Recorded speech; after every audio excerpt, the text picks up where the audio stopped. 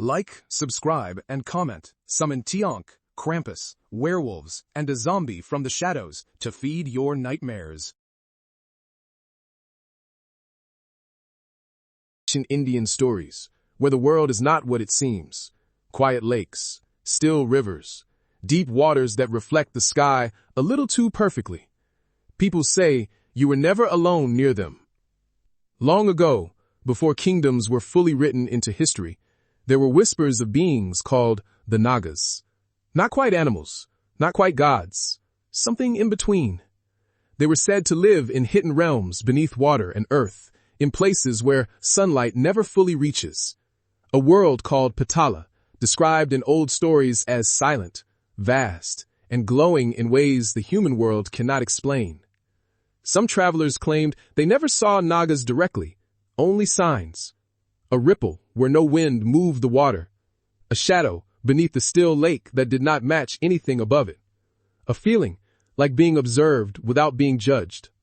Among them were ancient names like Vasuki, remembered not as a monster, but as a presence tied to great cosmic events in mythology.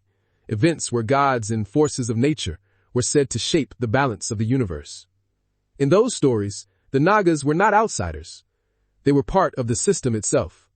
Villagers near rivers often spoke carefully, not out of fear, but out of respect, because water was never just water. It was believed to be a boundary between what is seen and what is hidden. And the nagas, they were said to guard that boundary, not by appearing often, but by remaining unseen. Some say they are still there, in the quiet moments before rain, in the still surface of a lake when the world feels unusually silent, watching, waiting. Not to disturb, but to remember. Because in the oldest stories, the nagas were never meant to be discovered, only acknowledged, and then left undisturbed as the world continues to move above them. If a voice in the forest calls your name after sunset, would you answer? Long ago, beyond the last lamps of the village, people whispered about the Rakshasas. Not simple monsters, not mindless demons. They were powerful beings of Indian mythology, intelligent, mysterious, and hard to understand. Some were feared for deception, some were honored for wisdom, and some, the elders said, were once noble souls who wandered too far into desire, pride, or grief. In one ancient forest, every child knew the warning, do not enter after dusk. Not because the forest was evil, but because it remembered what humans forgot. At its heart stood a ruined temple, half swallowed by roots, rain, and silence. Near its broken pillars lived a Rakshasa, unlike the stories told to frighten children. He did not hunt villagers. He did not burn homes. He only watched. Before he became a creature of shadow, he had been a scholar, a seeker, a mind hungry for knowledge beyond ordinary learning. He studied mantras, stars, dreams, and the hidden patterns of the world. But knowledge without balance can become fire. The deeper he searched, the less human he became. Trees twisted toward his thoughts. Shadows around the temple grew heavy. Village lamps dimmed for no reason. Footsteps crossed empty paths. Whispers moved through the wind. Fear spread, but so did curiosity. One night, a young traveler entered the forest to learn the truth. The path closed behind him. No insects sang. No birds moved. Even the leaves seemed to listen. At last, he reached the temple. Beneath broken stone and moonlight sat a figure, calm, ancient, and still. Not a beast, not a man, something between memory and hunger. The figure spoke first. You came searching for me. But most who come here are only searching for fear. The traveler trembled. What are you? The Rakshasa was silent, then answered softly. I am what remains when desire refuses to die. And peace refuses to arrive. The traveler expected claws, rage, a curse.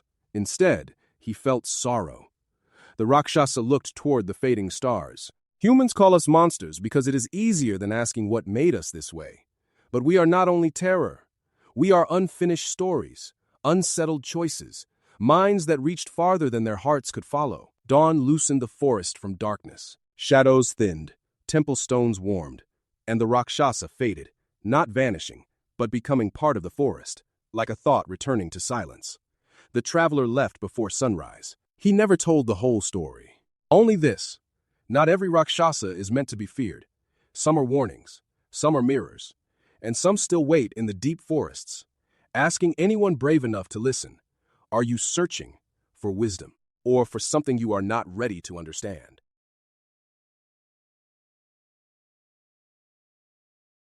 In the forgotten corners of ancient India, there are places where even time refuses to move forward.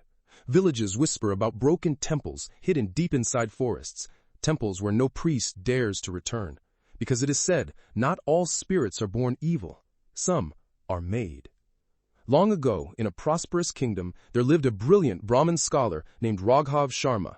He was respected for his wisdom, feared for his intelligence, and admired for his knowledge of sacred scriptures. But Raghav desired something more, not peace, not devotion, but power beyond human limits. He began studying forbidden texts, ancient manuscripts sealed away for centuries, texts that even the priests refused to read. One night, deep inside an abandoned temple library, Raghav found a scripture said to reveal the secrets of immortality and control over spirits. But the warning was clear: knowledge without humility becomes a curse. Raghav ignored it. Night after night, he chanted forbidden mantras. The air grew colder, the shadows longer, and the temple itself began to change. Still, he continued, until the final night. During a storm, as thunder shook the ancient walls, Raghav completed the final ritual. The lamps went out. Silence filled the temple. And then, something answered. Not a god, not a blessing, but a force born from his arrogance and desire. The temple collapsed into darkness, and Raghav was gone. What remained was something else, a being trapped between wisdom and rage, a cursed form known in legends as the Brahmarakshasa.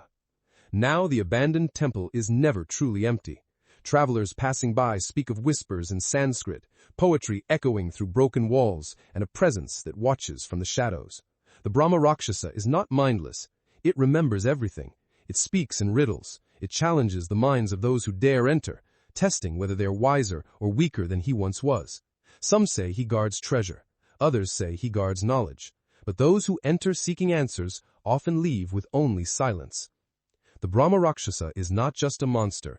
It is a reminder that knowledge without balance and power without humility can turn even the greatest minds into something they no longer recognize. And deep in the forest, the abandoned temple still waits, listening, remembering. The Vetala, the demon that thinks with you. Forget ghosts that scream. Fear the one that makes you think. This is the Vetala, India's ancient demon of the undead and the unknown. You find it at midnight, hanging a corpse upside down from a lonely tree in the cremation grounds. It's not a zombie. It's not a ghost. It's a powerful spirit using the body like a puppet, waiting for you. The Vetala doesn't want your blood. It wants your mind. This creature knows all secrets, past, present, and future, and it loves riddles. The most famous Vetala story comes from the Vetala Panchamvimshati, 25 Tales of the Vetala. The legendary king Vikramaditya is ordered to capture one. He finds the swaying corpse, pulls it down, and carries it on his back. Then it speaks. "This walk is boring, king. Let me tell you a story." It tells a twisted tale of love, betrayal, or murder, each one a moral maze with no easy exit. At the end, it asks, who was right? Who was guilty? What is the truth? Here's the nightmare. If the king stays silent, even though he knows the answer, his head explodes. If he answers correctly, the Vetala laughs, flies back to its tree, and the king must start over. This happens 24 times. This isn't a fight. It's a battle of wits, patience, and philosophy.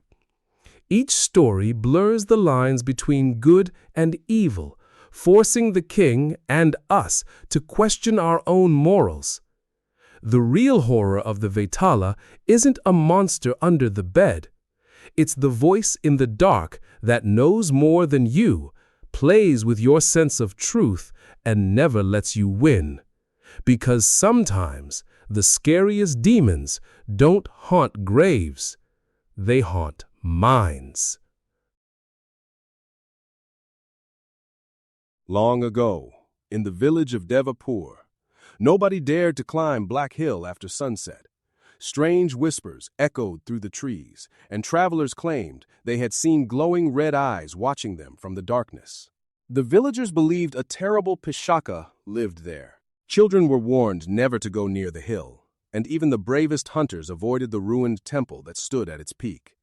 One evening, a young shepherd named Arjun discovered that one of his goats had disappeared. After searching everywhere, he saw footprints leading toward Black Hill. Fear filled his heart, but he could not abandon his animal.